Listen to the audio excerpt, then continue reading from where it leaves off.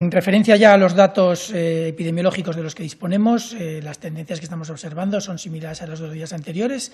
En principio buenas, están reduciéndose el número de casos. Es cierto que esta semana es una semana un tanto peculiar.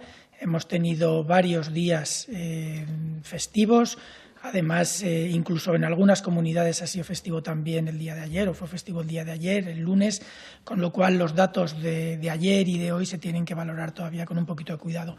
Pero en todo caso, las tendencias que estamos observando son en principio buenas, en la línea de lo que veníamos viendo las semanas anteriores. Ha habido 3.045 nuevos casos notificados desde ayer, para un total de 172.541 casos. En total, el incremento de nuevos casos ha sido de un 2%. Nos seguimos manteniendo en ese rango de alrededor del 2%. Lo que a mí me hubiera gustado que hubiera sido que hubiéramos tenido más curados que nuevos casos, todavía no se ha producido. Hemos tenido 2.777 nuevos curados, lo que eleva la cifra de curados a 67.504 personas, casos que han sufrido la enfermedad que ya están curados, lo que significa alrededor de un 40% del total de los casos ya se han curado. Desgraciadamente seguimos teniendo fallecimientos, es verdad que con una tendencia descendente, lo cual obviamente nos da alguna esperanza, pero lo cierto es que siguen siendo cifras que deseablemente tenemos que reducir lo antes posible. Hemos tenido 567 nuevos fallecidos en línea con la tendencia descendente con sus oscilaciones que hemos visto en los días anteriores. También hemos visto que los incrementos en UCI y en hospitalizados han mantenido un incremento del 2%, o nuevos casos hospitalizados o nuevos casos en UCI. Sabemos que en estos dos lugares, tanto en las camas de hospital, pero sobre todo en las UCIs, hay ese efecto de acúmulo y, por lo tanto, aunque vamos manteniendo estable el número de camas UCI utilizadas, las camas UCI, pese a que están mejor que la semana pasada, siguen estando en una situación de alto estrés, sobre todo sabiendo que ese número total de camas UCI se ha incrementado mucho en las últimas semanas en la preparación para responder a la pandemia.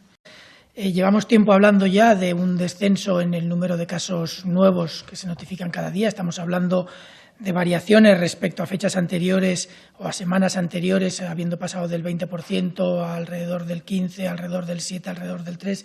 Ahora mismo lo vamos a presentar gráficamente porque siempre es mucho más fácil de entender lo que significa esta evolución. Si pueden ver en el gráfico, no sé si está ya disponible, ¿sí? Como pueden ver en el gráfico, se han identificado en la evolución de los casos diarios diversos momentos con inflexiones significativas. El más obvio y el más claro y el que más nos interesa es el último tramo, en el que vemos un claro descenso de los nuevos casos que se notifican día a día. Es una evolución muy buena, siempre dentro de la gravedad de esta epidemia, pero es una evolución que nos indica una muy buena dirección desde hace ya un periodo importante.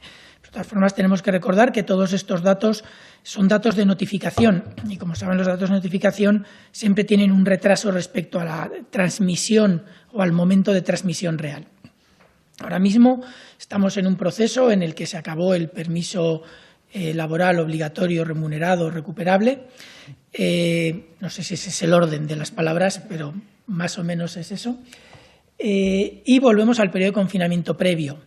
El periodo de confinamiento previo es el que ha tenido la mayor parte de responsabilidad en ese descenso importante que se observaba en la gráfica o que se observa en la gráfica.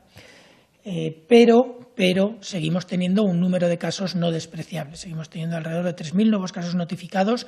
Ya les digo que no sabemos si son casos, bueno, sí que sabemos que la mayoría de ellos están en aislamiento y están bien controlados, pero no sabemos todavía si el nivel de transmisión está tan acorde con ese descenso que estamos observando o no, o incluso podría estar por encima. Pero, mientras tanto, tenemos que tener mucho cuidado de garantizar que todas las medidas para reducir esa transmisión al máximo y evitar posibles repuntes se cumplen. Hay medidas que se han ido explicando, tenemos ahora mismo un poquito más de movilidad de la que teníamos hace unos días, pero eso no implica que los contactos que se puedan producir tengan que ser de riesgo.